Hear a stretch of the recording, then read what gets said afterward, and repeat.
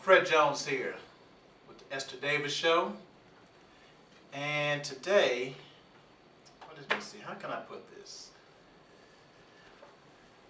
Bank of America building, Zang Boulevard, Oak Cliff, Texas. 12th floor, office of Reverend Peter Johnson. The name should sound very familiar. He's legendary. He is a civil rights activist, marched with Dr. Martin Luther King, Reverend Jesse Jackson. He's one of the few black men still in the city of Dallas, Texas, that holds some clout in our community when it comes to, I guess you could say, fighting for our rights and the rights of others, because he's the kind of brother that he always stands by what he says, to the point that he has sacrificed financial gains, and he's even sacrificed his own life to a certain extent by being in prison. Well, I'm here today on behalf of the Esther Davis Show, my new show, which is going to be on Black Contemporary Television, called On the Table with Fred Jones. And we're speaking the Arsenio Hall Show into existence too, because we're planning on getting to you, Arsenio, since I did go to school with you back in the day. You know, you came out ahead of me, but that's okay. Justice Seekers. I'm going to say the name again, Justice Seekers. That is Reverend Peter Johnson's mantra. That's what he's been standing on. Well, today he is meeting with DART. That's the Dallas Area Rapid Transit, I believe. And what he is challenging them on is the fact that in our city, as a matter of fact, in our state, one of the biggest money-making deals is the prison industry.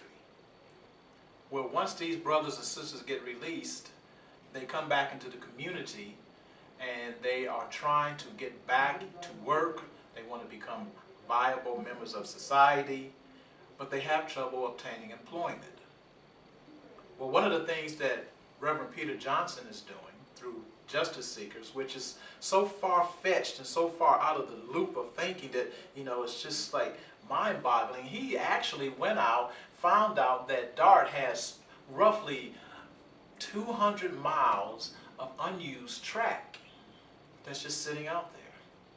So what he's proposing to DART is, why not use these ex-offenders, both men and women, let them yank up those rails and wood and rocks and clear that stuff up, pay them a minimal, nominal, actually livable wage of $10 an hour, and let them sell off this scrap and the wood that they make them some extra money.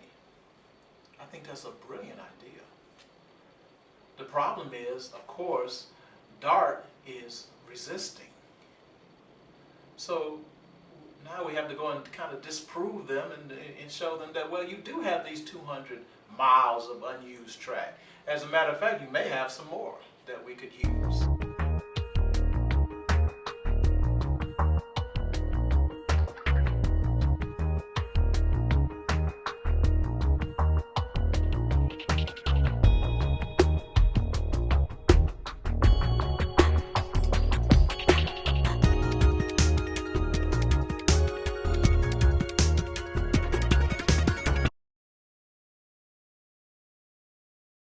Crazy because I want to help convicts is what they call you.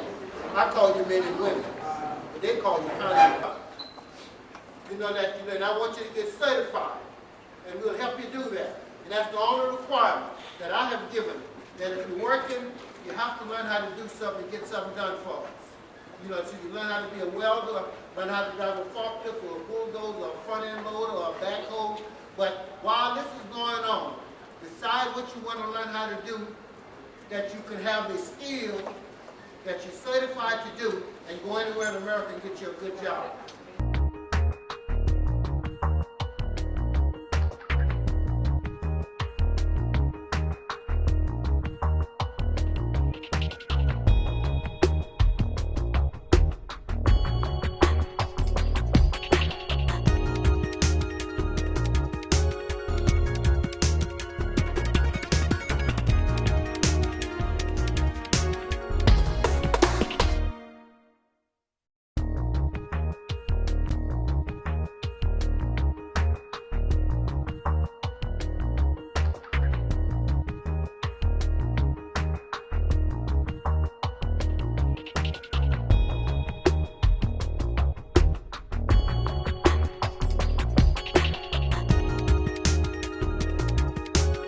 we get these brothers and sisters to doing it, what comes next?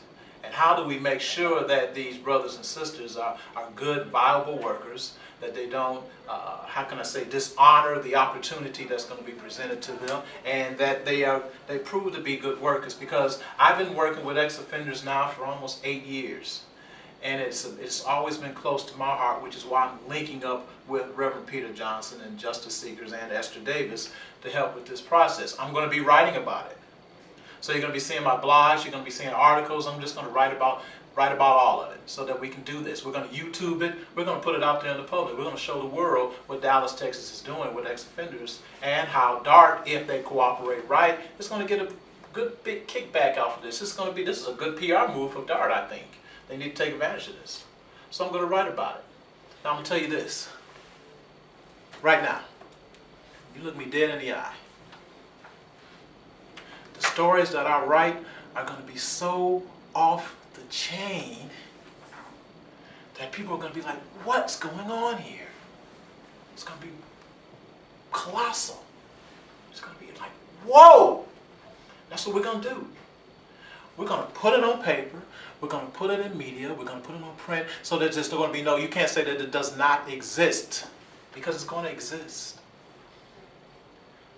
Also, I'm going to train these brothers. And another thing, this is what we're going to call, we're not going to call them ex-offenders any longer. No, take that off the table. They're going to be called the new workforce. All right, get that? The new workforce. Justice Seekers, the new workforce, DART, me, Fred Jones. Got to say my name again, Fred Jones. Esther Davis. My man behind the camera. Oh, God, he's going to kill me. I got his name whispered to me. What is it? You can talk to me. Tell me. Ken. Ken. And what's your wife's name? Erica. Erica. Colston. Yeah, Colston. You know what? They're going to be documenting this visually for you. It's going to be a serious project, and we're very, very excited about it. We just want you guys to get excited about it also. Okay?